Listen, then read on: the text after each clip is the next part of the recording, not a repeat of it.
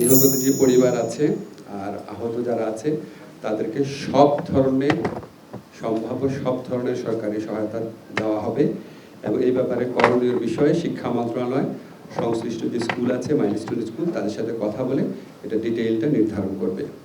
আগামীকাল সকল ধর্মীয় প্রতিষ্ঠানে আমরা যারা নিহতরা আছেন, আমাদের যে কোমলমতি সন্তানরা প্রাণ হারিয়েছেন, যারা আহত আছেন, তাদের জন্য সকল ধর্মীয় প্রতিষ্ঠানে আগামীকাল দোয়া করা হবে। থার্ড যে সিদ্ধান্তটা নিয়েছি আমরা সেটা হচ্ছে, আপনারা জানেন যে এই মর্মান্তিক বিমান দুর্ঘটনাকালে দুজন শিক্ষিকা তারা অসামান্য আত্মত্যাগের পরিচয় দিয়ে স্কুলের সন্তানদেরকে রক্ষা করার চেষ্টা করেছেন। ওনাদেরকে উপযুক্ত রাষ্ট্রীয় সম্মাননা প্রদান করা হবে। এক্স্যাক্টলি কী করা হবে সেটা আমরা খুব দ্রুত সিদ্ধান্ত নিব।